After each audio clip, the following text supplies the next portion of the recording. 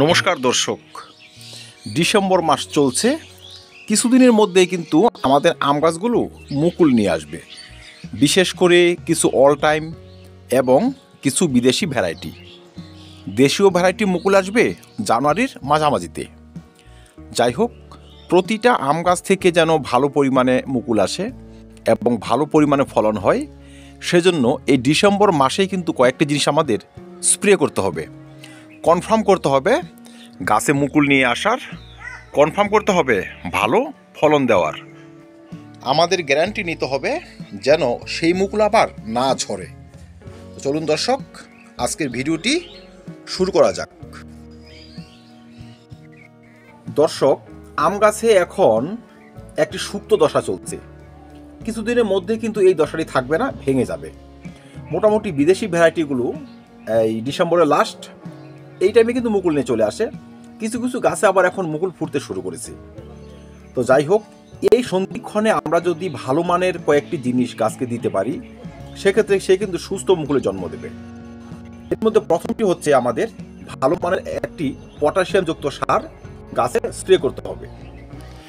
দর্শক, হঠাৎ করে গাছে পটাশিয়াম স্প্রে করতে হবে কেন? আমরা টবের মাটিতে তো পটাশিয়ামযুক্ত সার ব্যবহার করতে পারি, কিন্তু না দর্শক, এখন টবের মাটিতে নয়, গাছে স্প্রে করতে হবে। গাছে যদি এখন স্প্রে করা যায়, এই পাতাতে যখন খাবারটি পড়বে তখন কিন্তু সে দ্রুত গ্রহণ করবে। মানে মাটিতে দিলে যে কাজটুকু হবে তার থেকে দ্রুত কাজ হবে যদি আমরা পাতাতে স্প্রে করতে পারি।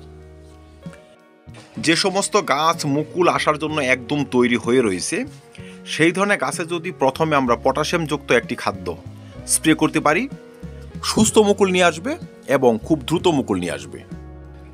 যেমন আমার এই ব্যানানা ম্যাঙ্গোর এই পয়েন্টগুলো দেখুন, এই যে পয়েন্টগুলো, এগুলো কিন্তু মুকুল নিয়ে আসার জন্য একদম তৈরি।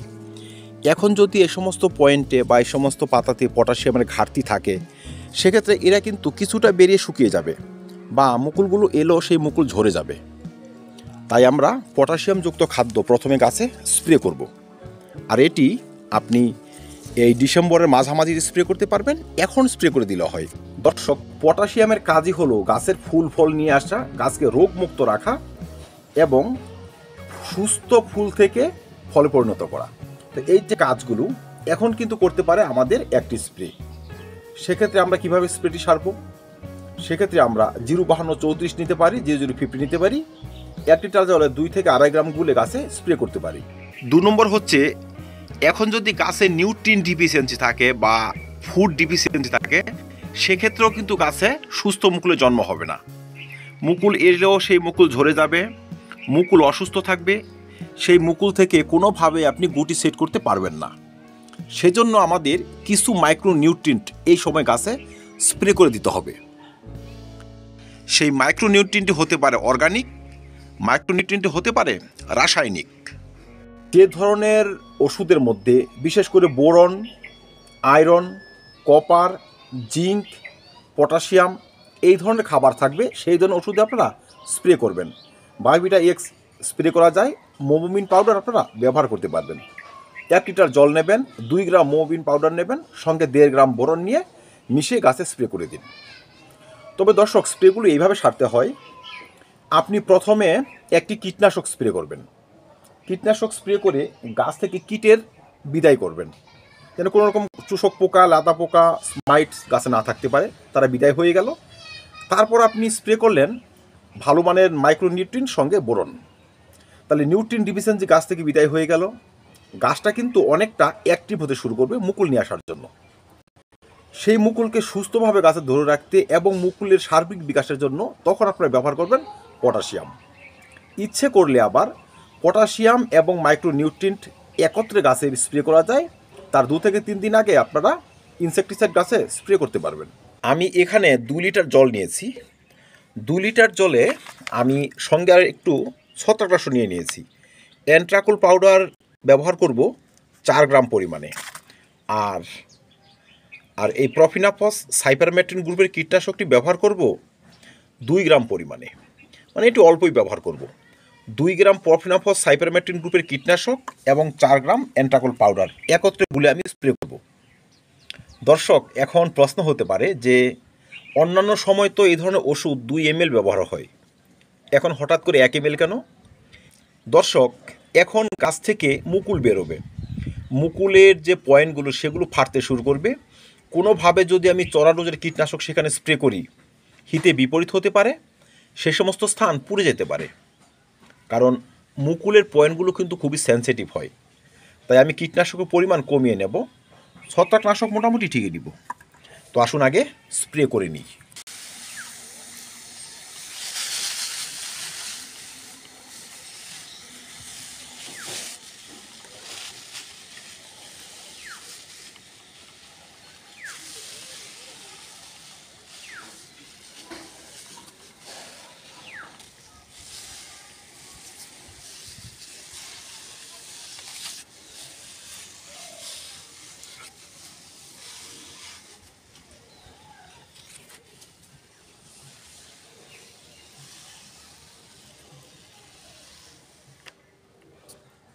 আমি আজকে কীটনাশক এবং ছত্রাকনাশক স্প্রে করে দিয়েছি। 2 থেকে 3 দিন পরে আমি কিন্তু খাবারটি স্প্রে করে দেব। এই খাবারটি স্প্রে করে দিলেই কিন্তু আমার গাছে মুকুলার সম্ভাবনা অনেক বেড়ে যাবে এবং সুস্থ মুকুল আসবে। এবার আপনারা যারা নভেম্বর মাসে ভালো পরিমাণে পটাশিয়ামযুক্ত খাবার দিয়েছেন তারা স্প্রে করতে পারবেন, না করলেও হবে। যদি আপনার গাছ বিগত দিনে ভালো পরিমাণে মুকুল নিয়ে এসে থাকে সেক্ষেত্রে আপনি না দিলেও পারবেন। তবে কীটনাশক এবং ছত্রাকনাশকটি একবার স্প্রে করে দেবেন, এতে মুকুল এলে সেই মুকুলগুলো নষ্ট করে দেওয়া, মুকুলের চোষক পোকার আক্রমণ হওয়া, ছত্রাকের কারণে ঝরে যাওয়া সেসব কিন্তু হবে না। তো যেহেতু আমরা ছাদের চাষি, আমাদের মিস্টেকের ভয় থাকে বেশি, সেক্ষেত্রে আমরা কিন্তু স্প্রেটি করেই দেব। তবে পটাশিয়ামযুক্ত খাবার আপনারা যদি স্প্রে নাও করতে চান সেক্ষেত্রে কিন্তু ভিটামিনটি অবশ্যই স্প্রে করে দেবেন। বিশেষ করে ম্যাগনেসিয়ামের ঘাটতি, বোরনের ঘাটতি এবং জিঙ্কের ঘাটতি যদি গাছে ফুটে ওঠে সেক্ষেত্রে মুকুল আসবে না, এলেও সেই মুকুল ঝরে যাবে, ভালো পরিমাণ ফলন কিন্তু হবে না। তো যাই হোক দর্শক, এখন আপনারা অন্তত পক্ষে 2 বার, এখন ধরুন আজকে দিলেন, 15 দিন পর আরেকবার, 2 বার এই স্প্রেগুলো সারুন। আর যে সমস্ত গাছে মুকুল একদমই আসে না তারা পিজিআর ব্যবহার করবেন জানুয়ারি মাসের ফার্স্ট দিন। এখন পিজিআর ব্যবহারের প্রয়োজন নেই, এখন খাবার দিয়ে গাছকে সুস্থ রাখুন। এখন গাছের চিকিৎসা করে এবং গাছে খাবার স্প্রে করে গাছের নিউট্রিয়েন্ট ডিফিসিয়েন্সিকে কমান, গাছের রোগগুলোকে কমান, তারপরে দেখবেন আপনার গাছ ভালো পরিমাণে ফলন কিন্তু অবশ্যই দেবে। যাদের 2-4টে অল টাইম গাছ রয়েছে, যেমন আমার এই গাছগুলো অল টাইম গাছ, ভালো পরিমাণে ফলন কিন্তু আমি আশা করি এই সমস্ত গাছ থেকে এবং হয়, তারাও কিন্তু এই সময় এই পরিচর্যা করবেন। তবেই দেখবেন ম্যাজিক, প্রতিটা গাছে মুকুল আসবে, প্রতিটা মুকুল সুস্থ থাকবে এবং প্রতিটা গাছ থেকে বাম্পার পরিমাণে আমের ফলন পাবেনই পাবেন। ভিডিওটি শেষ করার আগে বলবো, অনেকে ভাবি গাছে খাবার স্প্রে করে দিয়েছি পটাশিয়াম ফসফরাসযুক্ত 052-34, তবে গাছের গোড়ায় একটু দিয়ে দিই, জল দিয়ে দিই। দর্শক, গাছের গোড়ায় খাবার দিয়ে জল দিলেই যে কচি পাতা গজিয়ে যাবে তা কিন্তু নয়, অতটা সোজা নয়। অন্যান্য পরিচর্যা যদি সঠিক করি, এখন যদি অল্প একটু খাবার গাছের গোড়ায় দিয়েও দিই, তারপরেও কিন্তু কচি পাতা গজাবে না, মুকুলে আসবে। কিন্তু যাদের কাছে বিগত দিনে সিজনে শুধু কচি পাতাই গজিয়েছে, মুকুল হয়নি, তারা গাছের গোড়ায় খাবার একদমই দেবেন না। আপনারা খাবারটি স্প্রেই করে দিন, স্প্রে করে দিন। টবের মাটি হালকা মশার ভাব মেনটেন্স করে যাবেন, অত্যাধিক জল দেবেন না, আবার কাট করে শুকিয়েও দেবেন না। কাট করে শুকিয়ে দিলে এখন যে বাঁটগুলো ফাটতে শুরু করবে সেই বাঁটের মাথাগুলো কিন্তু শুকিয়ে যাবে, ভালো পরিমাণে মুকুল আসবে না। তাই সামান্য একটু মশার ভাব মেনটেন্স করুন, গাছ রোদে রাখুন, আর এই স্প্রেগুলো সঠিকভাবে সারুন। প্রতিটা গাছে মুকুল হবে, প্রতিটা গাছ থেকে আপনি ভালো পরিমাণে আমের ফলন অবশ্যই পাবেন। আর এই পদ্ধতি অবলম্বন করে আমি কিন্তু ভালো পরিমাণে ফলন ফলে থাকি। আমার অল টাইম গাছও যথেষ্ট পরিমাণে ফল এখনও রয়েছে। আশা রাখছি এর মধ্যে আমার অল টাইম গাছ এবং ব্যানানা ম্যাঙ্গোর এই গাছগুলো ভালো পরিমাণে মুকুল নিয়ে আসবে। তো ধন্যবাদ দর্শক, দেখা হবে অন্য কোনো ভিডিওতে অন্য কোনো টপিক নিয়ে। ভিডিওটি ভালো লাগে লাইক এবং শেয়ার করে দেবেন, চ্যানেলটি সাবস্ক্রাইব করে পাশে থাকবেন। ভিডিও দেখার জন্য অসংখ্য ধন্যবাদ।